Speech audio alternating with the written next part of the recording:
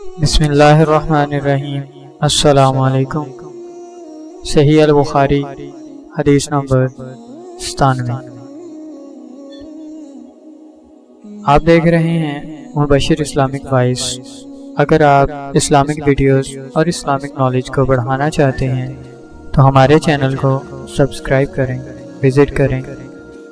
چلتے ہیں اپنی آج کی حدیث مبارکہ کی طرف۔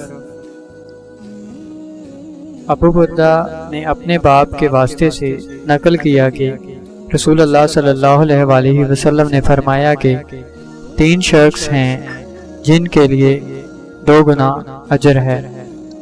ایک وہ جو اہل کتاب سے ہو اور اپنے نبی پر اور محمد صلی اللہ علیہ وآلہ وسلم پر ایمان لائے، اور دوسرے وہ غلام جو اپنے آقا اور اللہ دونوں کا حق ادا کرے، اور تیسرے وہ آدمی جس کے پاس کوئی لونڈی ہو جس سے شب باشی کرتا ہے اور اسے تربیت دے تو اچھی تربیت دے، تعلیم دے تو عمدہ تعلیم دے، پھر اسے آزاد کر کے اس سے نکاح کر لے تو اس کے لیے 2 گنا اجر ہے۔